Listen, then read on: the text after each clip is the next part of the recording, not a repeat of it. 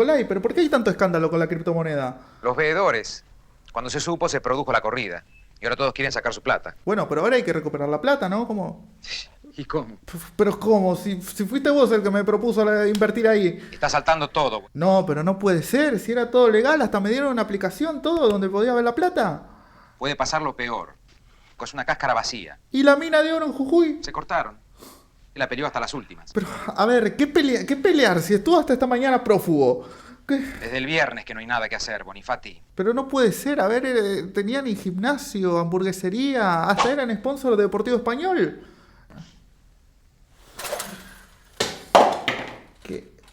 ¿Qué era? Todo chamullo.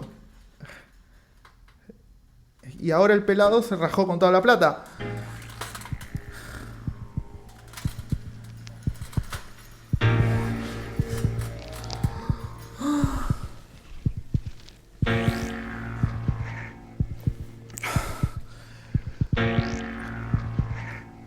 Cositorto y la puta madre que lo parió.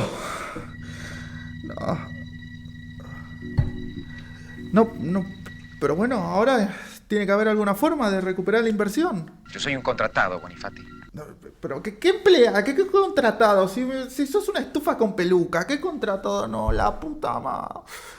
Ay, ¿cómo fui a confiar en este tipo? Ay, bueno, por lo menos al final tenía razón mi vieja. La única forma de ganar plata es laburando, así que... Sí, Nicolai. No nos va a quedar otra cosa que... ¡Comencemos!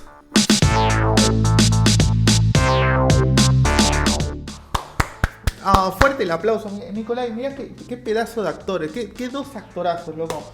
No, ¿qué opinas acerca de la actuación de la intro? Es que es indignante, ¿no? No, sí, la verdad bastante nefasto. Hola y bienvenidos a una nueva edición de este nuevo canal llamado Punto Medio. Y en el día de hoy vamos a estar analizando una de las películas más controversiales y que hasta el día de hoy sigue teniendo una actualidad bastante preocupante. Porque no sé si esto habla muy bien de nosotros los argentinos o habla muy mal. Pero bueno, señores, todo da vueltas y lo que pasaba hace 40 años, una película que tiene 40 años, sigue teniendo bastante actualidad porque logró retratar no solamente cómo éramos los argentinos o cómo somos los argentinos, esa idiosincrasia argentina, sino que también logró retratar uno de los aspectos más nefastos que tuvo la última dictadura militar, y estamos hablando del aspecto económico y social de la Argentina de finales de los 70, principios de los 80. Gracias a esta película vamos a estar inmiscuyéndonos. Mejor. Vamos a estar analizando los 5 puntos de Plata Dulce. 1982 fue el año en que se estrenó esta película y que marcó un ícono. Es un hito en la historia de la cinematografía argentina y que narra... Hay dos formas de ver esta película. A ver... Una es la simple, la que habla de dos tipos que eran socios de una fábrica de botiquines y que en la avaricia y en el afán por querer seguir progresando, logra meterse, uno de ellos, ¿no? El personaje de Bonifati, logra meterse en el mundo de las finanzas que estaba en pleno auge allá por 1978. La película arranca un día después del Mundial, después de haber ganado el Mundial del 78, un día después empieza esta historia maravillosa en la cual vamos a ver plata, dinero y muchas referencias a esa maravillosa época donde la economía estaba regida por Martínez de Oz. Y más allá de que esta película tiene argumentalmente es muy buena, sino que tiene un guión bastante sólido, bastante interesante, donde está todo cuidado al detalle, vuelve muy interesante la historia, porque no solamente trata de esto, sino que también todos los valores que se corrompen a la hora cuando Bonifati entra a la financiera y empieza a moverse en ese mundo regido por el capital, empiezan a romperse otros valores que son todo lo que va criticando la película. Sin embargo, hay algo en lo cual no estoy muy de acuerdo, y es esa esas tibiezas a la hora de la crítica social. A ver, más allá de que es una película del 82, mucha gente se pregunta por qué pasó el filtro de la dictadura. No voy a meterme en el plano político porque no es el tipo de análisis que yo trato de encarar en este canal, ni tampoco es el que me interesa, sino que creo que una de las teorías que más, porque no hay mucha información tampoco al respecto de esto, es que muchas veces en la historia de los gobiernos de facto ha habido transformaciones cuando la imagen decaía de estos gobiernos a través de la cultura y a través de otros movimientos, pero precisamente a través de la cultura siempre se intentó hacer como una autocrítica, siempre se intentó mostrar una autocrítica de lo que había pasado, como diciendo, bueno, estuvo mal lo que hicimos, pero va a venir algo bueno. Y eso pasa si ustedes analizan, si sos chileno, si sos español y analizar la historia de la cinematografía de tu país, te vas a dar cuenta que pasa algo parecido. Y en este caso, en la Argentina, tengamos en cuenta de que era un proceso de reorganización nacional lo que pasó entre 1976 y 1983. Entonces, creo yo que esta película, junto con otros acontecimientos históricos y políticos que no vienen al análisis dentro de este video, lo que siempre se buscó es como darle un lavado de cara a esta dictadura que ya había perdido total aprobación, ya había tenido una mala imagen, y por eso creo que el error, o me parece a mí que una mirada muy errónea, es el hecho de ver como una crítica al proceso, porque justamente no era una crítica al proceso, sino que era una crítica a la gestión anterior, como diciendo, loco, está bien, hubo un tipo que se la mandó, como fue Martínez de Oz y las políticas económicas, y un gobierno que lo avaló, como el gobierno de Videla, pero ahora el proceso es algo bueno, va a traer cosas buenas, vamos a mejorar, vamos. Tengamos en cuenta que esta película se terminó de filmar una semana o un día después del rendimiento de Malvinas. Entonces yo creo que hay que ubicar en tiempo y espacio, y como les digo, uno de los motivos por los cuales pasó el filtro de la censura es justamente eso. Siempre se intentó como lavar la cara, y esto se nota mucho en la película, mucho en la tibieza de la crítica. No pretendía tampoco tirarle palos al gobierno porque terminaban de hacer la película y los estaban esperando a la puerta, pero creo que sigue profundizando en conceptos como por ejemplo la secuencia en la cual el viejito le va a reclamar el pago de los créditos a Bonifati. En esa secuencia uno puede ver que él explica por qué está fundiendo su fábrica, de que él tenía como 30 obreros, ahora tiene 14, como que bajó la producción y todo eso. Y a la hora de echar culpas, no le echa la culpa a la apertura de importaciones, de lo importado, de que el gobierno abrió todo porque para generar competencia y todo un quilombo que afectó a la industria nacional. No, sino que le echa la culpa. Yo le voy a decir por qué. Porque en Taiwán no hay obreros, hay esclavos. Eso es lo que pasa. Mira, yo tengo que pagar jubilación, obras sociales, sindicatos, qué sé yo, cuántas cosas más yo tengo que pagar. Ahí en Taiwán no paga nada de esto, no paga nada de eso. Ahí hay un poco de arroz, inshoin. O sea, que siempre la culpa es de otro. Típico de gobierno dictatorial, que siempre la culpa es de otro. Siempre la culpa es de la subversión, el marxismo, el peronismo. Siempre los ingleses, siempre la culpa es de otro. En este caso de los sindicatos. No es la culpa de la apertura de importaciones que el viejito se está fundiendo y no puede cubrir los créditos. No, es culpa de que, claro, en vez de pagarle los créditos, no, tiene que pagarle a los sindicatos por...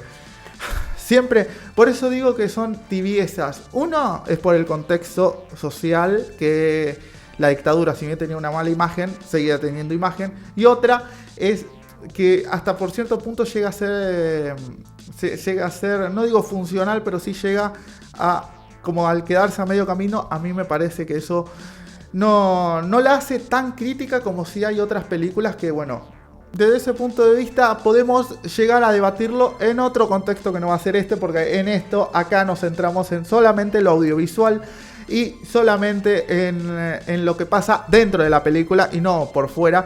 Y solamente tengo para destacar aspectos técnicos que son muy muy buenos, y uno de ellos es el uso de la banda sonora. A ver, me parece muy curiosa la música que se utiliza en esta película, porque si bien no son canciones típicas como pasaba en esa época, vos la escuchás y directamente te transporta a los 80, te transporta a esa época ochentosa ahí, plena guerra de Malvinas, o sea, como que en serio, como que el hecho de la música que se eligió no fue una música así random, sin derecho de autor, o no, lograron utilizarlo de buena manera cuando están en el Atari, cuando se escuchan.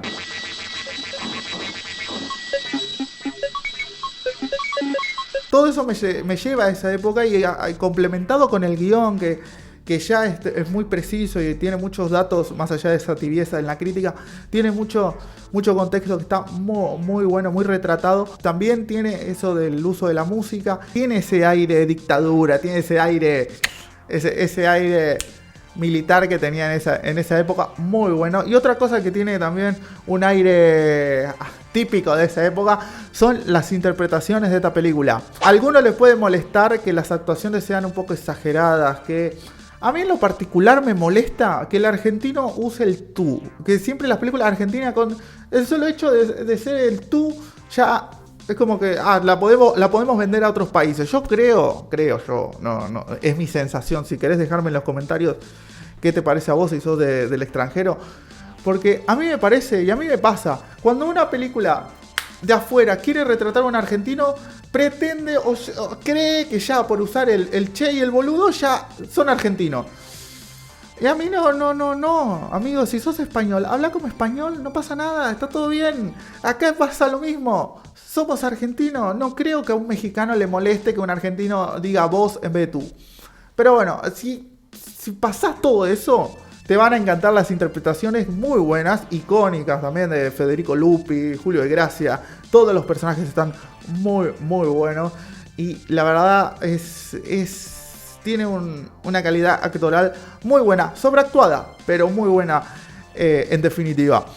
Ahora, también tengo que decir que el aspecto audiovisual y la dirección que tiene esta película es bastante interesante y bastante sorprendente con respecto a los recursos que tiene. A ver, desde lo audiovisual, todos los recursos que muchos aprendemos en distintos institutos, academias de cine, están utilizados de una muy buena manera. Por ejemplo, en la escena esa que quise recrear al principio, ahí podemos ver cómo Bonifati, que llega y luego de ver todo ese escándalo, es como que se intenta enterar, y ahí es como cuando el licenciado le explica que la situación es esta y la otra, y nosotros todo el tiempo estamos viendo esa secuencia desde un plano contrapicado. Esperen, pequeña clase de cine. Plano contrapicado se le dice cuando la cámara, para explicarlo simplemente, cuando la cámara está de abajo y apunta hacia arriba. Eso es un plano contrapicado. El plano opuesto sería un plano picado, porque va hacia abajo, no como un pico, de ahí el nombre.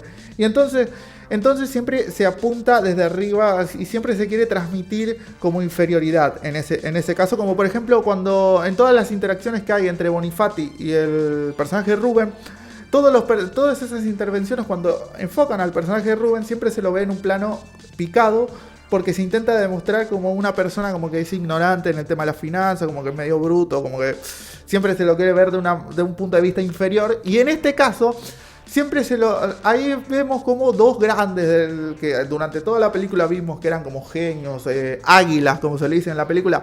No, como dos genios que la tenían clara con este tema de la finanza. Estaban cayéndose a pedazos. Y bueno, de ahí uno se puede ver no solamente desde ese plano, sino que también, acompañado con la buena interpretación de Federico Lupi, puede ver que cuando se entera, ya cuando cae de que todo esto era una estafa, todo esto era una mentira, ahí se puede ver cómo la iluminación cambia, la iluminación se nota que va hacia la oscuridad, como va hacia ese abismo que le estaba esperando, porque sabía que se le venía toda una noche oscura, porque bueno, no quiero hacer tanto spoiler, pero lo que sigue después es bastante oscuro.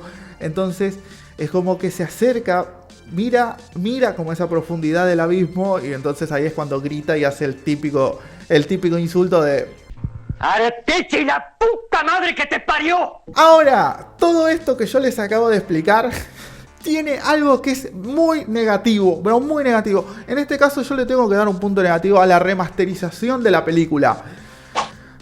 Hay una organización, o dos organizaciones en realidad, que fueron contratadas por el Instituto Nacional de Cine de Artes Audiovisuales de acá de la Argentina, y se encargan de remasterizar las películas al 4K, al HD. Y la verdad que el que tuvo el laburo en esta película puntual, la verdad es idiota, pero no idiota, idiota al cuadrado. Porque la remasterización, en este caso, en vez de mejorar la calidad de la película, la arruina demencialmente. A diferencia de lo que dije yo en el análisis de Mujer Bonita, que ahí dije que la mala digitalización hace que pueda tener un par de efectitos la imagen, pero sin embargo que la película se pueda disfrutar de igual manera. Acá en la Argentina pasan dos cosas que no sé por qué lo intentan arreglar, pero otra pequeña clase de cine. No se utilizaron los formatos panorámicos o los formatos rectangulares, para dejarlo bien en claro, en la Argentina hasta finales de los 90. El resto eran todas películas que estaban en 1.33.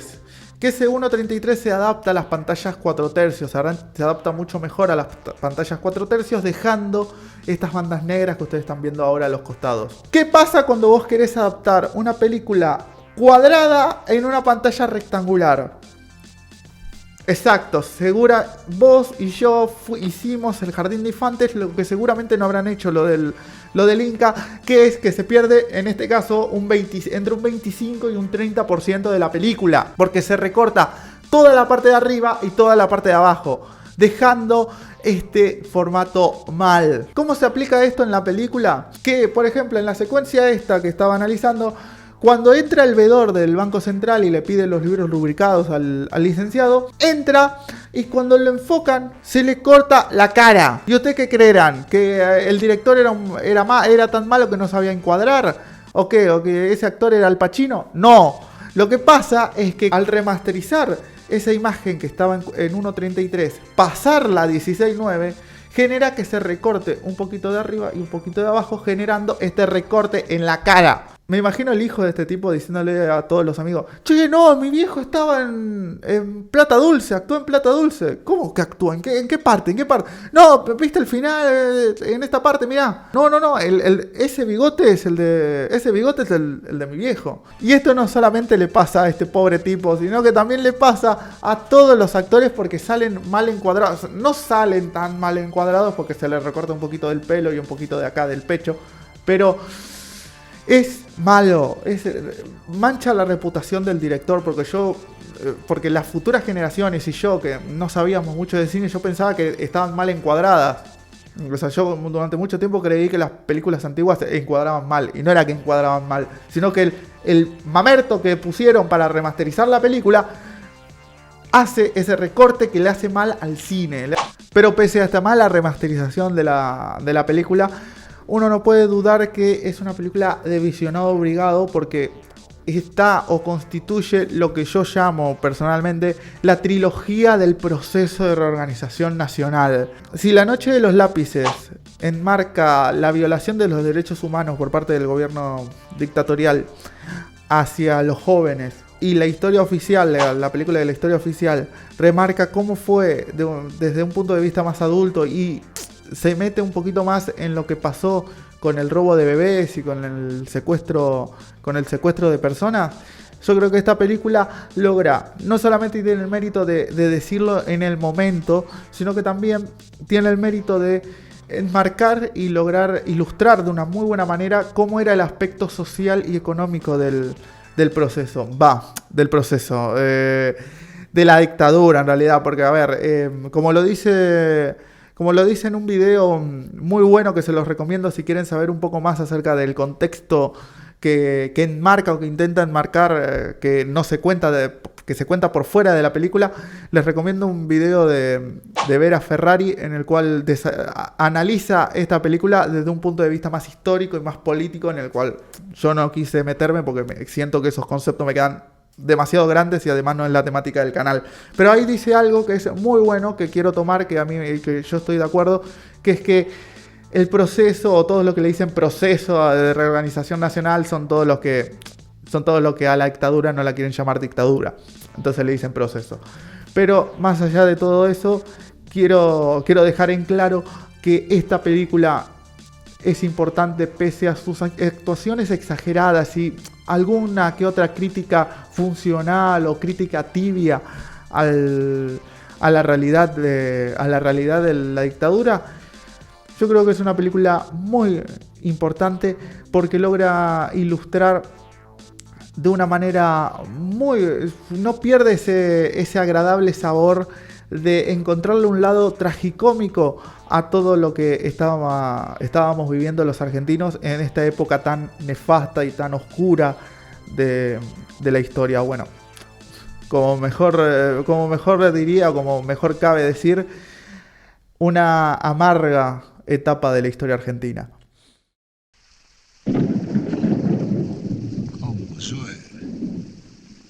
No hay nada que hacerle. Dios es argentino. ¿Qué, no me crees? Dios es argentino.